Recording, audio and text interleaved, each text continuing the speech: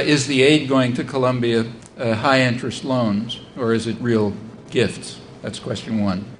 What we're calling aid is I wouldn't call it a gift because it's terror. I don't call jet planes gifts, but it's given to Colombia. It's paid for by the U.S. taxpayers. If you look at the lobbyists in Washington on the Colombia plan, you'll see where it's going to. The main lobbyists are military industry and the oil corporations. They're lobbying because they want American taxpayers to buy military helicopters, chemical weapons, biological weapons, send arms, and so on, to carry out actions in Colombia which will be in their interest.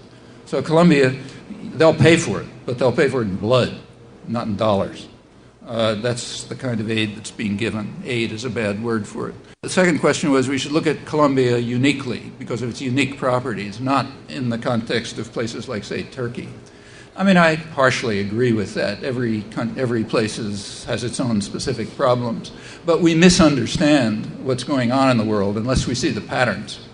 Remember, we're not talking about the problems of Colombia, Turkey, Bolivia, East Timor, and so on. We're talking mainly about the United States. These problems trace back here. And there are patterns that extend over time and over places. They're adapted to circumstances. Each country is individual. But I think it is extremely significant to notice that that military aid to Turkey, as I said, I'll repeat it, shot up, not because of the Cold War or anything else, but because of the need to suppress the domestic insurgency, which was a reaction to enormous repression. And that so-called aid declined when the insurgency was destroyed with extreme brutality, some of the worst brutality of the 1990s. And as it declined and moved from first place, Colombia moved into first place because it's facing the same problems.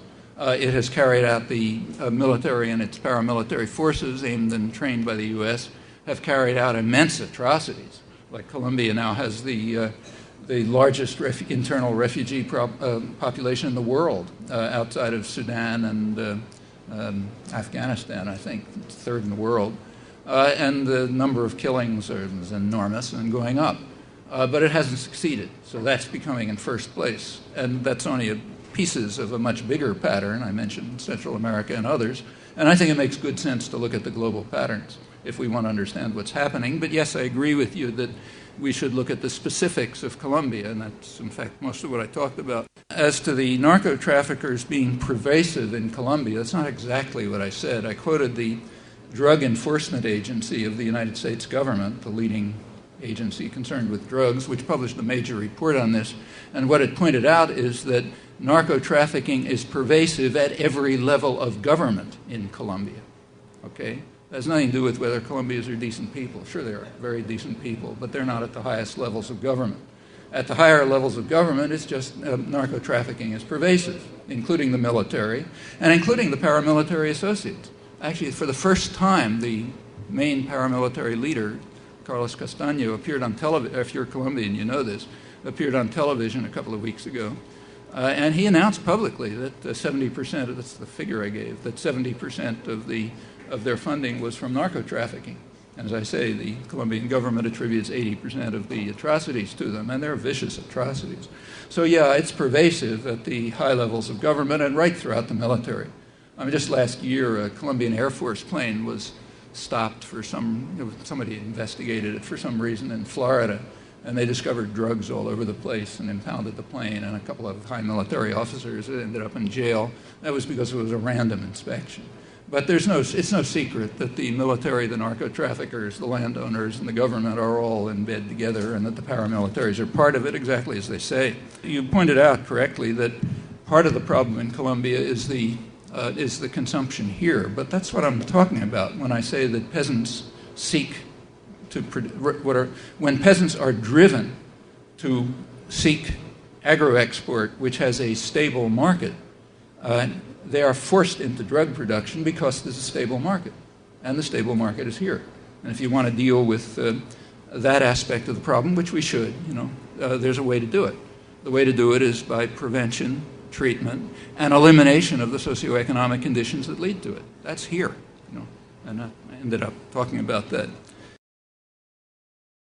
You said that if we fail, last point, if we fail to help Colombia, with real aid is going to increase the narco-trafficking problem carried out by the guerrillas. No, I don't think that's quite right. First of all, there's no question of real aid going. We're not giving constructive aid. For example, constructive aid would be the kind of aid that the guerrillas are asking for, and that the Colombian government, incidentally, is asking for. They agreed on this, namely some funding for alternative crops, okay, to allow peasants to produce something other than coca and still be able to survive. So that's being asked for by the FARC guerrillas and the Colombian government, and they're being told, sorry, no, you're going to get chemical and biological warfare and military gunships, okay? And yeah, that's going to contribute to exactly the same factors that drive people to narco-trafficking. If you make it impossible for peasants to survive, and when they produce the only thing they can produce in order to feed their children, and then you go after them with biological and chemical weapons and gunships, yeah, they're just going to go deeper into the Amazon or cross the border into Ecuador and produce more drugs. Yeah, and the narco-traffickers are going to gain by it. And the military will gain. That's more or less the same people, the landowners who've taken over most of the small number of landowners who've taken over most of the wealth of the country. Yeah, they're going to gain. And yeah, there'll be more narco-trafficking. You're right. That's the result of the Colombia plan. Furthermore, it's understood. It is understood that these programs, including the background neoliberal programs that force peasants out of production for local needs, it is going to drive them to producing things like coca. Yeah, it's going to do that, and it's being done with eyes open because they don't care. You know, if that's what happens, fine, as long as the internal injustice remains, as long as U.S. corporations get access to the wealth, free access to the wealth of the country, and as long as there's a way to criminalize the poor population here and get rid of them and frighten everyone else. Those goals are being achieved, and they're being pursued ever more intensively.